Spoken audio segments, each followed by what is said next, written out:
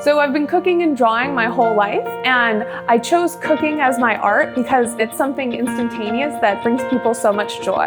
And the biggest thing I've learned is that you never stop learning. Definitely my father.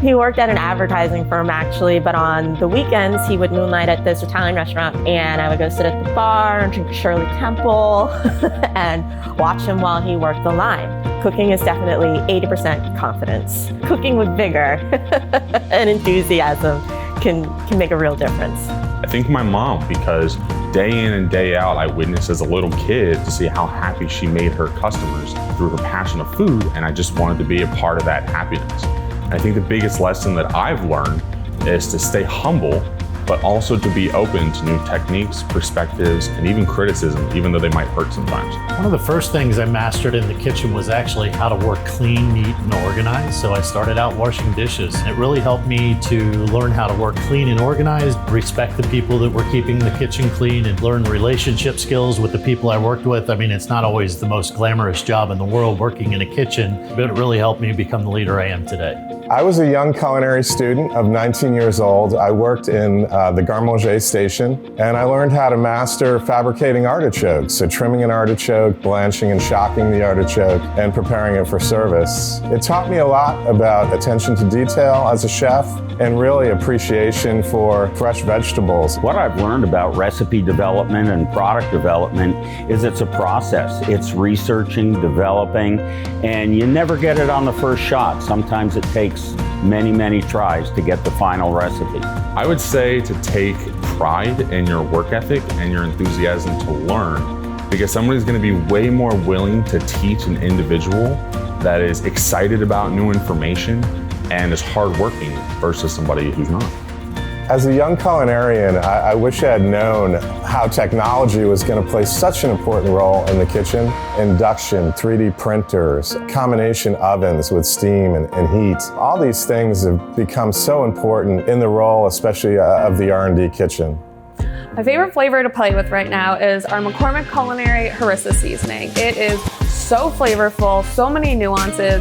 It's a little spicy, it's got a little cinnamon, a little cardamom, a little heat, and a little sweetness, and it just brings so much flavor to a dish. And it's great in everything from chili to just simply roasting cauliflower. Old Bay hot sauce has to be the most exciting thing for me right now.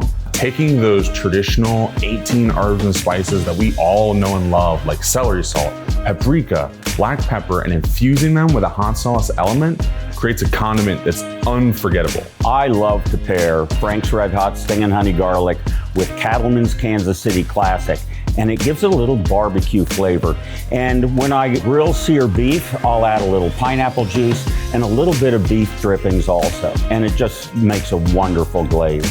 If you have just like a ton of tomato or grape cherry prep to get through, taking 2 quart container lids, placing them in it so that they're stable and they don't move, and then just slicing right through them. And you can just get through a pint or 2 at a time with that. I think my biggest kitchen hack is being organized. It's mise en place. I like to call it the 6 Ps. Proper prior planning prevents poor performance. If you're organized, you have your products where they need to be, your equipment where they need to be, everybody's properly trained, you really end up with an amazing operation in a kitchen. When you're hitting ticket times, the food's coming out the way that it should be, everybody knows their job. As a leader, as a chef, that's how you make a restaurant really click, and that's how you keep morale high. The best part of being a chef has always been interacting with people, and technology has made it even easier.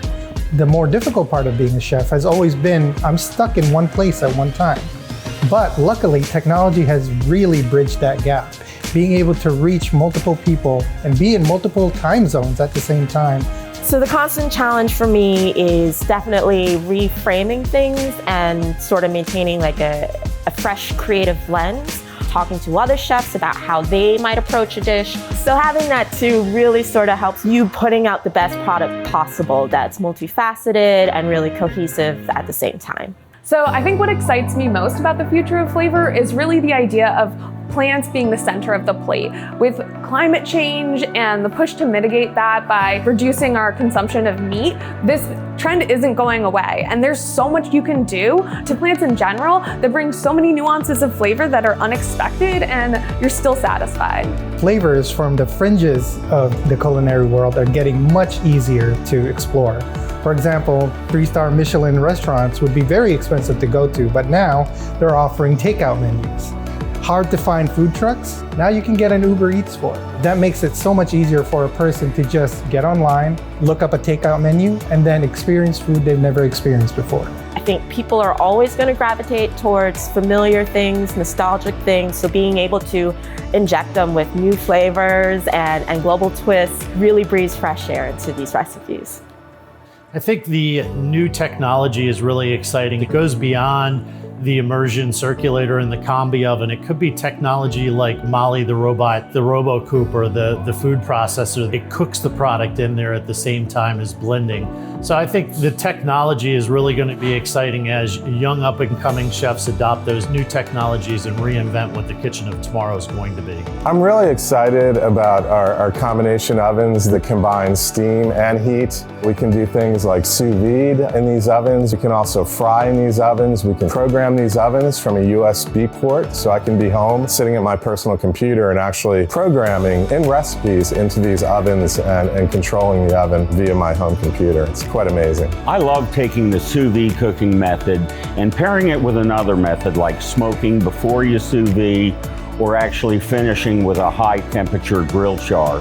What that does is it gives you the unexpected combination of flavors where you have the moist, juicy, tender meat on the inside, and then if you baste it with something and it caramelizes on the grill, you've got that charred, almost a crispy texture on the outside. The most exciting technology for me is definitely 3D printing. Not only am I learning 3D modeling, but I'm also learning new ways to deliver food and flavor.